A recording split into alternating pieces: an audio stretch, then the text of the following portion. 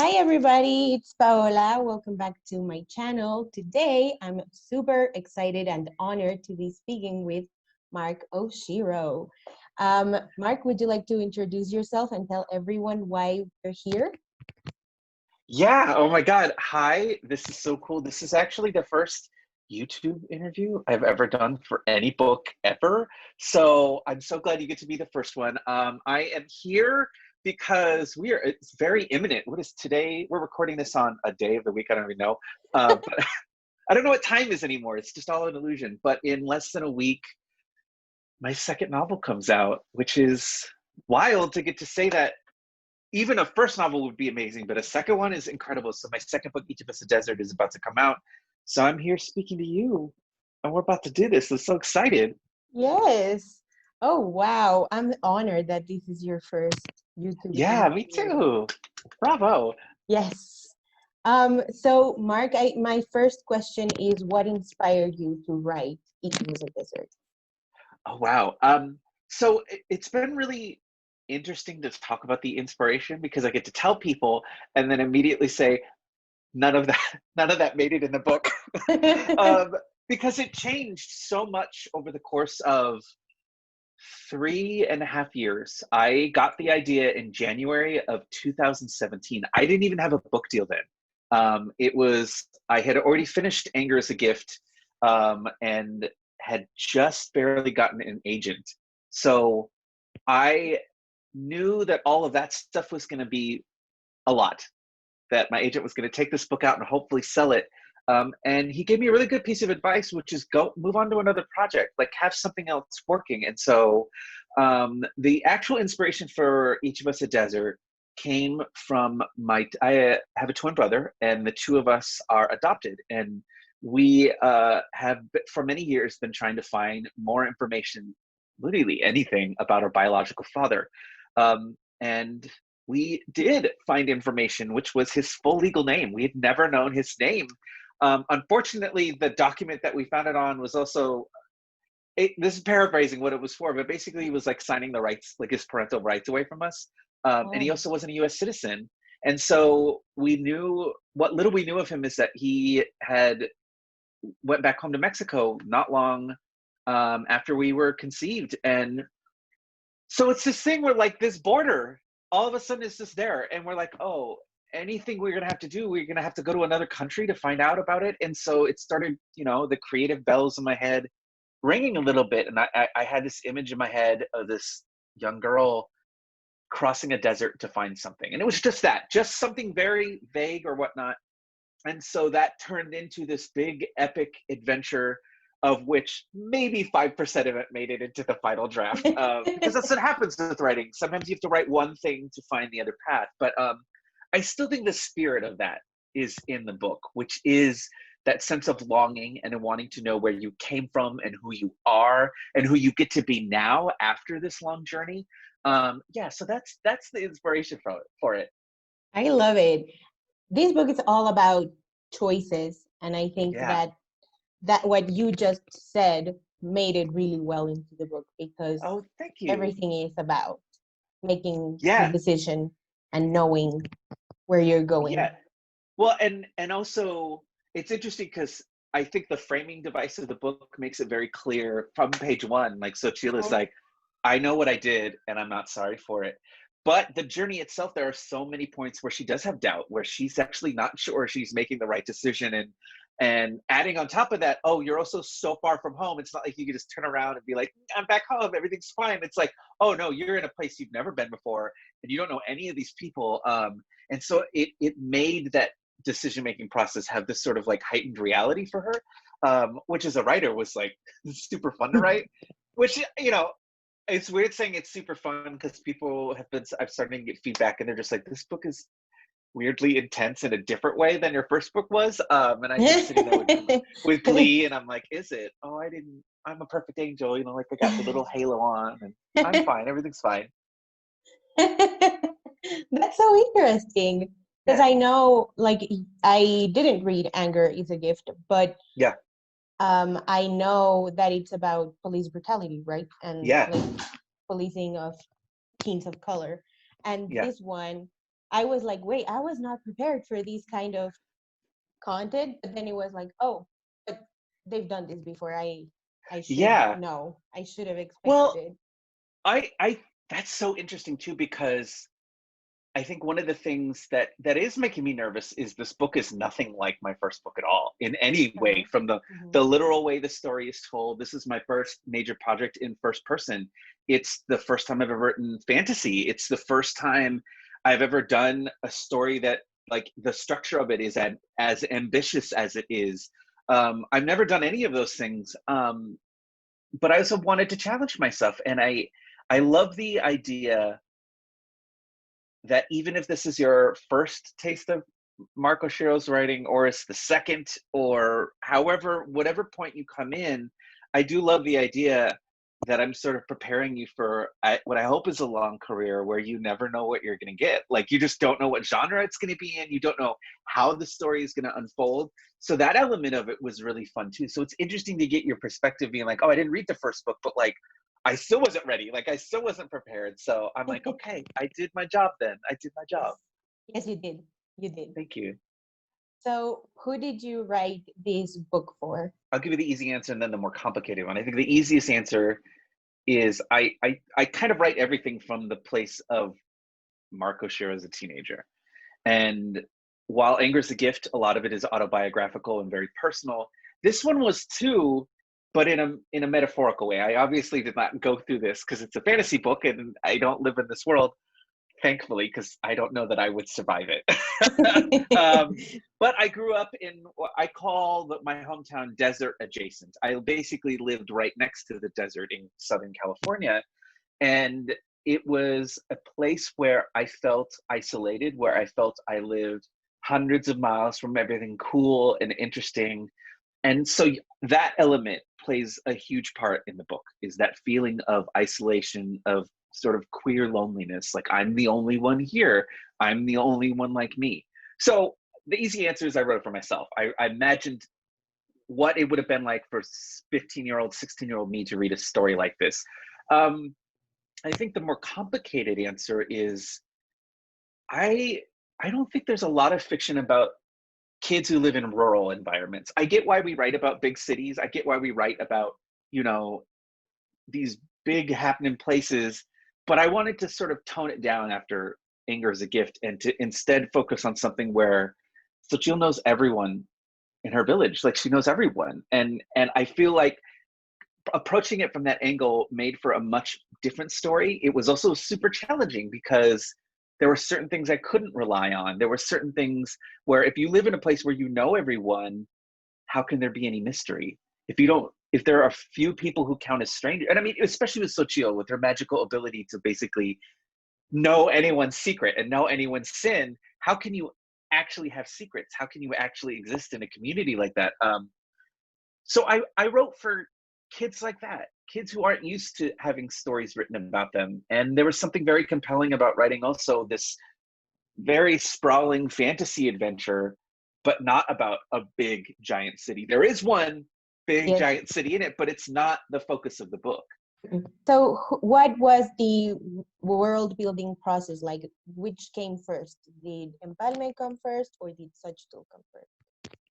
Oh my God. So it, interestingly, I did the process backwards. And people are always asking, like, oh, how did you come up with it? How did you come up with this stuff? And I'm like, all of it came in later drafts. The first version of Each of Us a Desert was actually like far future dystopia, and was set on Earth. It was not a fantasy at all. So it was only through edits that my editor was like, I think you're trying to write a fantasy novel, but you're afraid to, which is true. It, as someone who had never written fantasy, it's much easier to imagine fantastical things, but then still root them in our world. I came from writing a contemporary book. So there were elements where I just didn't think I had the skills. I wasn't courageous enough. And she could see it in the book. She could see I was reaching, but I wasn't quite getting there. And so through edits, it transformed. The world building truly came last. I figured out Sochil's journey first, Mhm. and then catered the world to her, which is not how a lot of fantasy authors do. They think of the world first and then they start filling it with characters.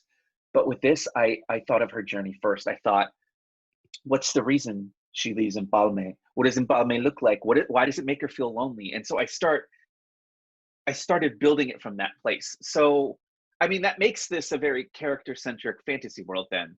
I don't think I spend as much time building out details of other people because it's all so like tunnel vision on her experience. But at the same time, that made for writing it to feel very satisfying because I could focus it just on what she sees, on what she experiences, and then how she shares that through the narration. So all the world building stuff came in the last two drafts of the book. It's wild to me, and but that's why so much of it is keyed into who she is. It wasn't until towards the end that I started figuring out, well, how does this world make sense and what are the rules. So I don't know, if I ever do fantasy again, I feel like maybe I should figure the rules out first. I bet it would be easier. Like the process would take less time. But Yeah, it would be for less this than book, I'm actually 3 years. glad it had. Oh, I mean, look, 3.5 years, that's a long time to write one book. But at the same time, it's like, I'm glad it turned out the way it did. And I'm glad it went through the process that it did. I don't think it would be the same book otherwise. Mm-mm. No. Wow, that's so interesting. I don't think I've ever um, even tried to picture what writing a fantasy book would be like without knowing the world first. You can't sort of anticipate what your process is going to be like. You can never really figure it out until you're in it. And now I know, maybe figure out the world first. But I don't know. I think each of us that does it is stronger in terms of character arc because of the way I wrote it. Mm-hmm, mm-hmm. It was such a good book. It's such a good Oh, book. thank you. Everyone Thank you. already go buy it. I think by the time I post this interview, it's going to be out. So go buy it, Ah, do the thing, add it on Goodreads, tell it to your friends, tell your family, tell everyone about it. It's a great, great book. oh, Do thank it. you. Thank you. Thank you. Thank you. Thank you. What do you hope readers will get from reading Each of Us a Desert? I mean, that's hard, right? Because you put a book out in the world and you never know how people are going to react to it. You never know what an interpretation is going to be. You can attempt certain things, like you can attempt to address certain themes or whatnot, but you never know. And I think one of the humbling things about Anger as a Gift was seeing so many interesting interpretations of what the point of the book was and what I was intending to do with it. A lot of them I just nod my head and I was like, yeah, oh yeah, I totally planned that. That was absolute. I'm a genius. No, it's like, no, I didn't know I was doing that at all. So with Each of Us the Desert, I hope people go into reading my work knowing they'll be challenged, because I think this book is challenging. It's got a very strange structure to it. It's all first person. It technically is second person at times. There's a Mm-hmm. lot of like you, but it's for a reason I don't want to spoil and talk too much about. There's poems that I wrote entirely in Spanish first and then translated to English. There are all the short stories that Mm-hmm. are in it whenever she relates a story to her god. That was all of that stuff was very ambitious to write and very difficult. And so I hope people are ready to go. Here's how to say: I hope people are ready to go on the ride. And I Oh. think that's one of the funnest things when you watch a movie, when you read a book, and you just sort of let the author or let the creator.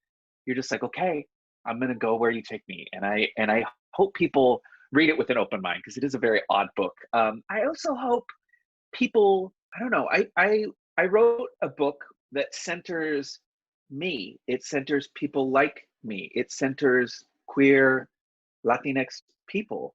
And so I also know that just, demographic wise, it's impossible that everyone reading it is going to relate to that experience. I know that it is a very specific thing. And so I also hope people can read it and appreciate the story for what it is, which was someone, it's me. Why am I talking about myself in the third person? That I was trying to write from this very personal place. And if there are things in it that you can relate to, I mean, that's beautiful. That's an amazing thing. But I also hope that the story is entertaining if you don't relate to it, that it provides, a chance to understand someone else's life, that it is thrilling. It might make you a little sad. Like I just want to write stories that make people feel emotions. So I hope it makes you feel things. I hope you take that away. Like you get done and you're just like, that was a roller coaster. I want to personally fight Mark Oshiro. Where does he live? Let's go. That's a beautiful thing to say because it is a wild ride. It is a roller coaster, and I did feel a lot of things. So Yeah. I hope people that get to read it also feel a lot of things too. Oh, wonderful, wonderful, wonderful. Moving on to maybe a lighter note.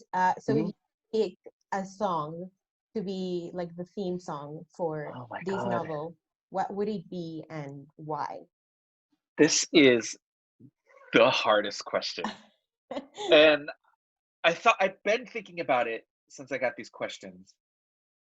So the reason it's hard is that a lot of people don't know this about me, but part of every writing process. So I mean, I am about to start this week my fourth novel, which will be my third YA book. And one thing that's never changed, and this also includes short stories too, is that I have to be listening to music when I write. So music is an integral part of my process. I got to do a really cool interview where I talked about the playlists. I have themed playlists. Like for moods, I have entire playlists that I planned out for certain scenes where I knew, like, okay, I've got to be in this zone, in this sort of headspace. Choosing one for the whole book, I'm like, that is impossible. That is the hardest thing anyone's ever asked me to do. That being said, I hold on, let me look up the name of it so I get it right. I don't want to mess up the name of it. There is a movie that came out in 2006 that I enjoy, even though I can recognize like what a mess it is when it comes to like the optics of race and culture in the movie. And I had a very complicated reaction to it when I saw it. It's called The Fountain. It was directed by Darren Aronofsky, who had done things like Requiem for a Dream. He recently directed that trash movie called Mother with Jennifer Lawrence. So bad. Oh, I hated it so much. But I saw this movie, and it is a movie about one person's attempt to conquer death through three different Ooh. timelines. Um, it's a very ambitious, strange movie. And I saw it, and the next day, my dad had passed away. And so I have this sort of association with the film, which is that I had to deal with grief on a very large scale immediately after seeing this movie. And so there is a particular song at the end of the soundtrack. So it actually has no words at all, but that emotionally I feel like is such the actual arc of Each of Us a Desert that I listen. It's probably the song I listen to the most. It's called "Death Is the Road to Awe." And it is this beautiful musical suite that's, I think it's about 8 or 9 minutes long, um, that takes you through the journey. In the film, it culminates in like the very dramatic climax when this character realizes what they've done and what it actually means, and maybe they've made a mistake. And I loved mapping the idea of what Sochio does. And you've read the book, she gets to a certain point where she's like, oh my God, was this all a waste? Did I travel all this distance and it's a disaster? And I loved how the beauty of it too. So that's the song I'm going to pick. It has no lyrics, but I think musically it maps so much to the emotions of the book. Oh, that's great. I have to listen to Yeah, that song though. it's Do great. you have It's very the sad. playlist like available on it or I am waiting. for I am yourselves? waiting to make it public Oh, after okay. the book comes out. But yes, I Ah, will tweet okay. about it and be like, here is like the official playlist that Yeah. I use. I think the one of the ones that I had done, I want to say it was for Playita Reads. Hmm. It was like top 10 songs that appeared in different playlists. So that one's very interesting because often I'll use the same song in like 6 different playlists because it happens to hit a certain emotional mark. So I was listening to stuff like Los Crudos, who are like this hardcore band who sings entirely in Spanish, and a lot of their stuff captured the anger and sort of the politics of the book. I listened to a lot of this band called Murder by Death, who write like desert folk songs that are just Ooh. perfect. Like they're just Yeah. perfect for the book. And also Florence and the Machine. Florence, her Hmm. singing is so epic and dramatic, and a lot of the themes of the book are captured in these little sort of bite-sized arrangements of her music. So anyway, yeah, but after publication on my Twitter, I will be like, here it is. Here's the like the official Each of Us a Desert playlist. I'm very excited to assemble it. Incredible. I'm so excited. To finish off, do you want to talk about your next project? Oh my God, I would love to. Okay, so I just turned in literally a week ago, or like 6 days ago, I turned in my the first round of edits on my middle grade novel. So I have a middle grade book out next year called The Insiders.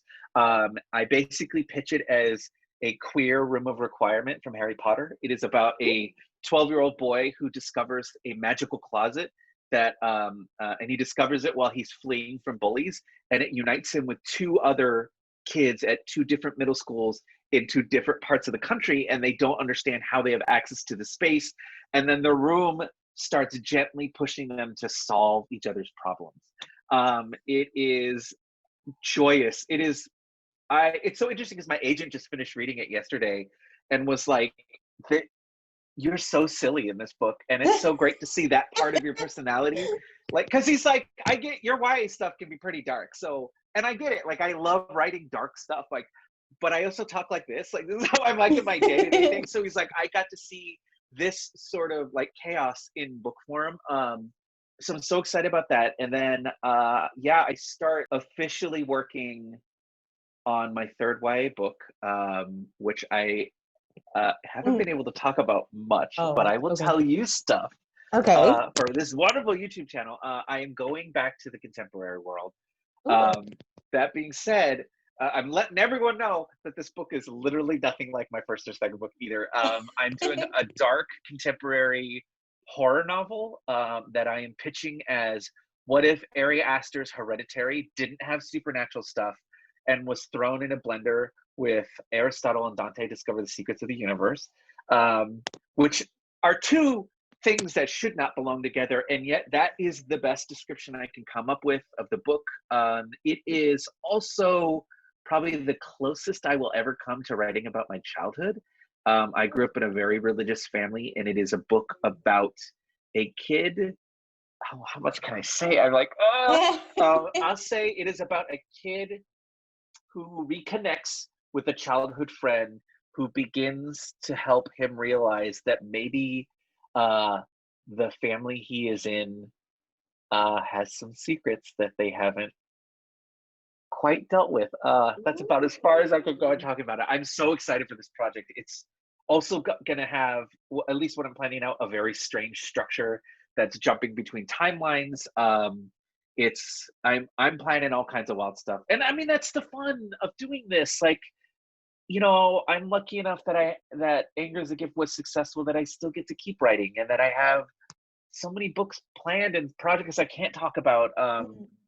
And I just want to, you know, write my weird stories, and hopefully they find an audience. And other than that, I have a lot of short stories coming out in the next 6 months alone. September 22nd is when Vampires Never Get Old. Tales with Fresh Bite comes out. I have an epistolary short story that's in the format of a Tumblr blog that I'm so excited about a vampire who has never seen his reflection, and he's 16 years old, and he becomes obsessed with the idea of what he looks like. God. Oh, it's one of my favorite things I've ever written. That I love it so much. in the Vampires Never? Oh, I'm reading that one too. So Yep. Oh, I'm so excited. I have my first fantasy short story. It's in A Universe of Wishes, which is a We Need Diverse Books anthology. It's called, oh my God, what's it called? Unmoored. It is about a world. I wanted to write a world where magic was casual, that it wasn't this big special thing where you just go to school, you learn different magic. And it is about a boy who goes through a pretty intense breakup and hires a mage who can unmoor your thoughts from places so that you can visit them again. And it is a story about heartbreak and also memory. I have a, oh God, what's it called? This Way Madness Lies, That Way Madness Lies by Dahlia Adler, which is a Shakespeare retelling anthology. And I get to do an incredibly queer retelling of Twelfth Night, which is my favorite Shakespeare play. And the last story that comes out is my first middle grade short story. It's in This Is Our Rainbow. edited by Catherine Locke and Nicole Melleby. That is, oh, I don't even want to say what it's about. Okay. It's so good. It's so good. It is weird to, I don't know, 10 years ago, nothing, I didn't have any of this. Like this was still just a dream. And it's, I don't know, saying it out loud to you right now, I'm like, oh my God, Mark, you're actually like an author and all of this is happening. Oh, So it's pretty exciting and amazing. So, oh, I'm thank you so for giving me the excited for chance you. to do this. It's so Yes, of wonderful. course. I'm so happy. I'm so Thank you. honored and well, I'm not really that humble. I feel like Latinx elite right now. I feel like I'm Right? part of like the elite, the We don't 1%. need to be humble right now. It's our No. time. It is our time. Let's do this. This is the agenda. We're taking over. Let's do it. Yes, You know? yes. Oh, I'm super excited. I really cannot wait to read your epistolary short story for Vampires Never Get Old. I love epistolary format and the Tumblr post, like it just takes creativity. I love it. Can't wait to read it. Yeah. Can't wait to shout about it. I'm so Oh, excited. thank you, I'm thank so you, thank excited you. for your middle grade room of requirement. And you have so much stuff, exciting stuff coming out in the next 6 months. And then Yeah. I'm so happy for you. Thank you. And thank you for these wonderful questions and for talking to me. It's such a delight. Also, this is like the only socialization I've had in like 3 weeks. Like I'm still like mostly in quarantine. So I'm just like, oh, I haven't talked to a human. So this is great. Thank you for talking to me. I love it. So, Mark, thank you so much for talking to me. I loved all of your answers and I loved Eat of the Desert. Everyone, go ahead and read it. I will leave links to Mark's websites and social media stuff down below, as well as where you can get the book. And yeah, thank you so much, Mark, for being with me Thank today. you, thank you, thank you. Of course, it was a delight. Thank you. Thank you. And I'll see you guys next time. Bye.